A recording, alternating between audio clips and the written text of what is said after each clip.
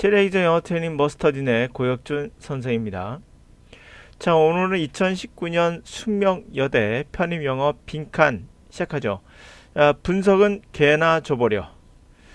이런 문제가 나올 때마다 영어 강사들이 뭐 있는 것처럼 분석을 해서 여러분들에게 뭔가 있는 것처럼 보이기 위해서 노력을 하죠. 그러나 분석은 개나 줘버려. 문장에 들어가서 분석 같은 거 하지 마시고요. 모든 여러분들의 역량은 해석에 맞춰야 됩니다. 이 해석에 맞추고 물론 빠르게 할 수 있는 능력을 키워야겠죠. 이러한 트레이닝이 됐을 때 자연스럽게 이 안에 무엇이 들어갈지는 여러분이 생각하든 생각 안 하든 간에 자연스럽게 답이 나옵니다. 그 정도로 훈련이 되는 게 모든 사람이 가능한 방법이며 가장 빠른 길입니다. 분석하고 해석도 안 하고 문제 푸는 습관, 또는 분석 들으면 뭔가 있어 보이는 그런 강의들, 여러분들 인생에 도움되지 않아요. 시작해볼까요? 자, 대부분 사람들은 동의합니다. 아이들이 분명 성에 관한 학교에서 정보를 받아야 된다고요. 자, 근데 논쟁의 중심엔 세 가지 이슈가 있습니다. 그 학교 시설의 적합성, 그다음에 커리큘럼, 학생들의 성숙도, 뭐 이런 것들이 있겠다. 자, 문장보다도 뭐가 들어갈까요? 그래요. 대부분 사람들은 동의하지만 논쟁이 있다라는 거죠. 논란이 있다. 그러면 1번에 그렇긴 하지만이 정답이겠죠. 자, 여기 무슨 논리나 뭐 비례, 뭐 반대, 대조 이런 말을 쓰는 순간 아웃시키면 됩니다. 여러분이 하고 있는 모국어인 국어에서 바로 해석을 하면 답을 주기 때문에 구태여 이거를 대조나 비교나 역적 이런 말 써가면서까지 할 필요 없다는 거죠. 쓸데없는 분석은 할 필요 없다는 겁니다. 그 다음 가보죠. 자, 차를 가지고 하면 여행 시간이 최소한이 되겠죠. 단지 비용, 가솔린 비용을 고려해야겠죠. 그러나 나는 차가 없어요. 차 렌털비는 비쌉니다. 그래서 공유 택시가 하나 형태의 운송수단이 되겠죠. 어떤 운송? 가격이 afford란 말은 구입할 수 있는, 가격이 적절해서 구입할 수 있는 거예요. 그러므로 가격에 알맞은 트랜스포테이션, 운송이 되겠다. 1번 되겠죠. 비싸다, 사치스럽다, 힘들다, 관리 안 된다, 이런 거 아니겠죠. 다루기 힘들다, 이런 거 아니겠고요. 10번. 자, 비에트남 전쟁이라는 것이 결국엔 점점 고국에서 그런 반대가 증가하는, 증가를 반대시키는 뭐 그런, 하여튼 뭐 증가하는 반대를 촉발시켰습니다. 자, 행진 그리고 데모 이런 것들이 분리되었다, 보여졌다. 둘 사이에 어떤 사이에 뭐라 그러죠?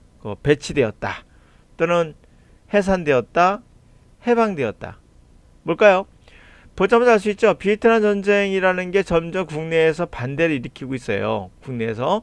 그래서 행진이나 데모로 명확히 보여지고 있는 거죠. 저는 입어야 되겠죠. 그 데모에서 사상자가 나오기도 하고, 또는 수천 명의 사람들이 체포되기도 한다. 명확히 보여줬죠, 반대를. 네. 어떤 학생 보니까 이렇게 설명할 수 있더라고요. 자는 해석을 이걸 안 하고 그냥 행진과 데모 두 개니까 이 두 개가 의해서 분리됐다란 말을 세그리게이트를 골랐다는 학생이 있다는데, 야, 이건 정말 놀라운 놀자죠. 해석도 안 하고 답을 맞출 수 있다네. 분명 이거는 여기 있는 반대라는 내용과 데모라는 내용에서 반대를 데모로 표현될 수 있는 거죠. 그래서 그걸 명확히 보여줬단 말이에요. 매니페스트가 정답이 되는 거죠. 11번. 자, 일본 사람들은요, 새로운 세대를, 어떤 세대? 성장했는데 새로운 테크놀로지 갖고 성장한 세대, 이런 세대를 디지털 네이티브라 부르고, 컴퓨터 이전의 세대를 디지털 이민자라고 부른다고 그래요. 그래서 바라건대 그 아젠다가, 의제가 어떻게 세팅됐으면 좋겠다? 자, 나이에 따른 지혜, 이게 바로 연륜이 되겠죠. 연륜과 그리고 젊은 사람의 테크놀로지에 대한 기술, 노하우, 그런 것들을 대조시킨다? 섞는 거겠죠. 이런 것들을 서로 합치는 그런 것에 관한 아젠다가 세팅되었으면, 그렇게 예정되어 있으면 그런 거 아젠다가 그 아젠다가 이런 것으로 되기를 섞어주는 그런 것이 되기를 세팅되어 있다. 이 말은 그러하기로 예정되어 있길 바란다는 거예요. 아젠다 이렇게 예정되어 있길 바란다. 자, 이거는 구별하다, 이건 비교한다, 분리시킨다. 누가 보더라도 이 두 개를 합치는, 섞어보는 그런 게 바라건대에서 나오죠. 이 바라건대입니다. 자, 이런 세대와 이런 세대가 있는데 바라건대의 좋은 내용이겠죠. 이렇게 됐으면 좋겠다라는 거예요. 뭐가 아젠다가 이 연륜이 있는 사람들의 연륜과 젊은이들의 테크놀로지의 노하우가 잘 블렌딩 섞는 그런 쪽으로 아젠다가 됐으면 좋겠다. 당연히 허플리 때문에 저는 블렌드를 고를 수밖에 없었습니다. 12번 가죠. 자, 뭐에서 나온 거죠? 깊은 뿌리 박힌 가부장적인 이데올로기와 그 다음에 그러한 관행, 그런 거에서 나온 성 불평등은 사우스 코리아에서는 끊임없이 랭킹 1위, 세계에서 랭킹 1위였다. 자, 역사적인 관점에서 본다면 이 성의 불평등의 문제는 크게 개선되었습니다. 한국의 경제가 테이크오프, 이륙한 이래로, 다시 말해서 도약한 거죠. 한국 경제가 1970년대에 도약한 이래로 계속 개선돼 왔고요. 그러나 한국의 여성들 어떻죠?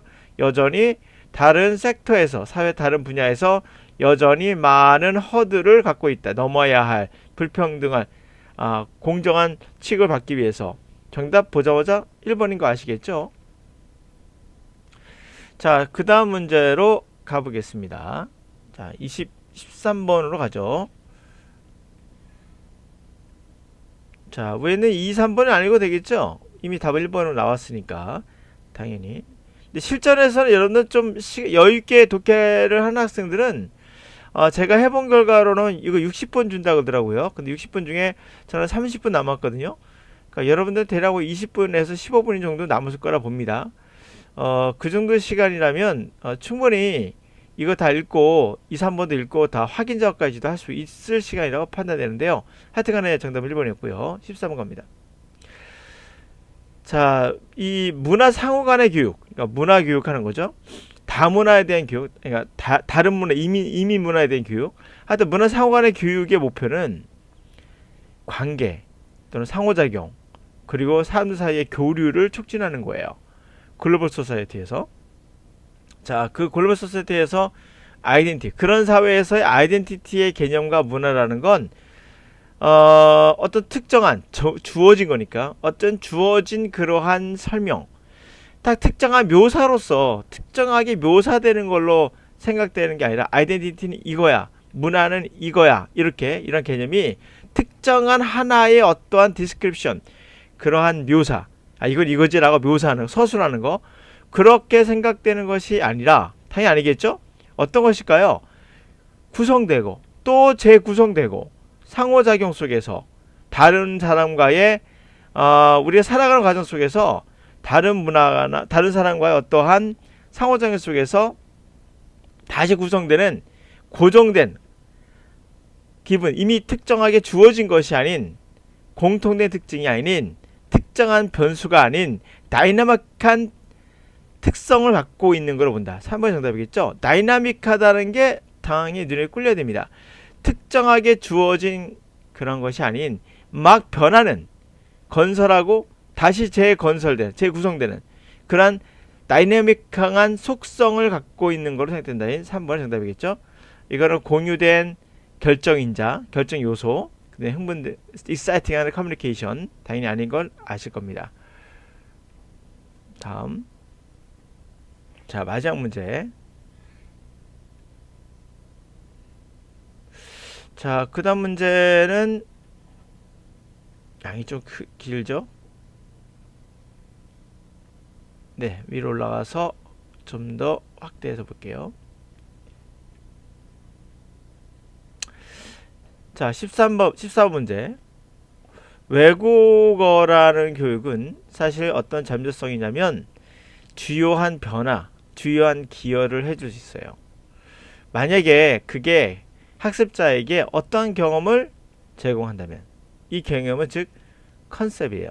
어떤 개념이냐? 고안된 건데 바로 그러한 방법을 강조해주는, 그 방법에는 바로 외국어를 학습한다는 것이 학습자들에게 포커스를 자신의 사회를 넘어선, 자신의 사회만 보는 것을 넘어선 그런 것을 제공해주는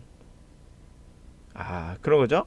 따라서 학습자라는 것은 다른 거에 대한 경험으로 들어가고, 또는 다른 문화에 대한 믿음, 가치, 또는 어떠한 행위, 이런 것들을 한번 그쪽으로 한번 들어가 보는 그런 것을 할 수 있겠죠. 무슨 말인지 아실 겁니다. 문제는 업이죠. 아마 여러분들 1번하고 2번에서 헷갈렸을 거예요. 이것은 culturation, 문화화된다는 건가? 문화화된다는 게 뭘까요? 과연 이게 맞는 것인지 생각해 봐야겠죠, 물론. 그 다음에 tertiary란 말은 제3자라는 뜻이군요. 제1이 이제는 primary, 2가 secondary, 3이 이제는 tertiary예요. 제3차 사회화다. 괜찮죠? 1차 사회화, primary socialization 하면 1차 사회화는 어린 시절의 가족의 관계, 2차 사회화는 가족을 떠난 좀 더 큰 학교 같은 그런 공간, 3차 사회화 한다면 여러 가지 의미할 수 있겠죠? 나이든 노인들이 갖는 어떤 것도 성인이 돼서 할 수 있는 것도 있겠고, 또 외국 문화와의 어떠한 교류에 의한 어떤 사회화, 그렇죠? 우리나라를 떠난 그것도 가능하겠죠. 3차 사회란 말도 가능하겠죠. 근데 이것도 가능한 것 같죠. 예. 근데 컬처라이제이션 하면 문화가 서로 접합하면서 주도적인 문화에 의해서 자신의 문화가 변형되는 거예요. 이걸 문화 변접이라 그러나? 하여튼 문화가 접하면서 변하는 거.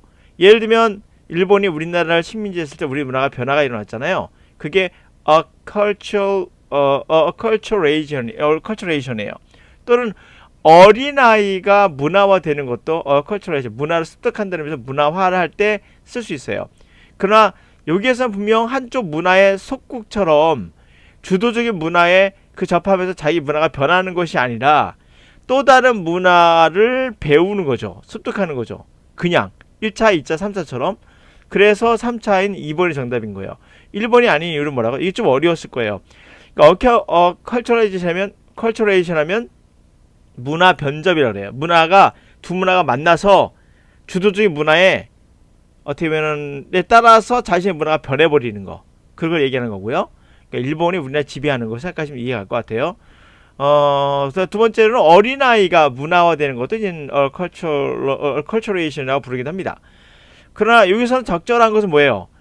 어린이도 아니고 문화가 종속되는 것도 아니고 변접되는 것도 아니고 1차, 2차, 3차적인 어떠한 사회화라고 볼 수 있겠죠. 우리가 모국어를 하고 주변의 사람을 만나지만 또 다른 문화를 그냥 에 의해서 우리가 변화되는 그 문화에 한번 빠져보는 그런 거지. 그런 의미에서 이제 우리가 어떤 문화의 속국이 되는 뭐 이런 개념은 아니니까, 변접되는 건 내 문화가 변하는 건 아니죠. 내 문화에 대해서 넘어서 본다는 거니까. 내 문화가 변하는 거 아니에요, 분명. 이거는 물론 이거 tertiary socialization을 acculturation을 tertiary socialization을 보는 사람도 있어요. 그러나 여기에 문맥상은 분명 2번이 정답인 거죠. 여기 아마 좀 까다로웠을 거예요. 언어 습득은 문이 아니고 사회의 어떤 부적응도 아니며 구두 대화도 아닌 거죠. 자, 15번 갑니다. 자, 우리 모두는 우리의 삶을 어떤 환경 하에서, 주변 환경 하에서 위태롭게 하기도 해요. 이를테면 자기 사랑하는 사람을 보호하거나 또 구하기 위해서, 또 아마도 심지어 낯선 사람도 그렇죠. 자, 우리 많은 사람들은 영웅적으로 행동하곤 합니다. 우리 사회를, 우리나라를 대신해서, 종교를 대신해서, 또 심지어는 추상적인 원리, 뭐 아니면 원칙, 소신, 이런 것, 뭐 신념, 뭐 진실해야지, 정의로워야지 같은 신념, 그런 거를 대표해서 이렇게 영웅적 행동도 하죠. 그러나 우리 또한 그러나 자기 보존해야 된다는 그런 강한 그런 느낌도 갖고 있어요. 그렇지 않다면 우리는 아마도 그렇게 오랫동안 생존을 할 수는 없었겠죠. 실제로 그것은 예측하는 게 불가능해요. 어떻게 개인이 실제로 어떤 특정한 상황에서, 주변 상황에서 어떻게 행동할까를 예측하기 힘들어요. 왜 힘들까요? 좋든 싫든 간에 우리는 희생하는 걸 배운다. 좋든 싫든 간에 우리는 매우 이타적이다. 이타적이 이미 답이 나온 거죠. 그러면 좋든 싫든 간에 우리는 항상 이기적이다. 그럼 답이 나온 거죠. 좋든 싫든 간에 우리는 강제적으로 희생한다. 좋든 싫든 간에 우리는 선택적으로 이타적이다.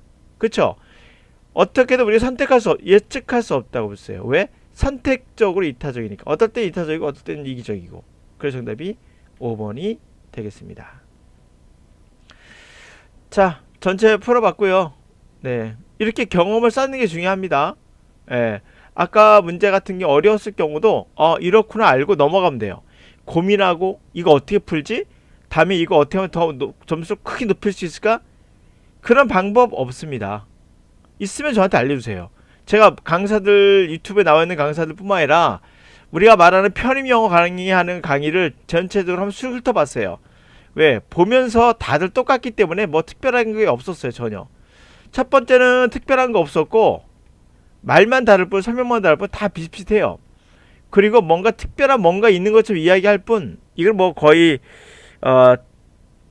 여러분들을 낚기 위한 낚시라 봐야겠죠. 낚시의 밑밥을 잘 깔았더라고요. 그 밑밥이에요. 어차피 이거를 여러분들이 어떤 문제를 틀렸다고 해서 내가 빈칸이 약해, 거짓말이에요. 빈칸이 약한 게 아니라 그냥 독해에 약한 거예요.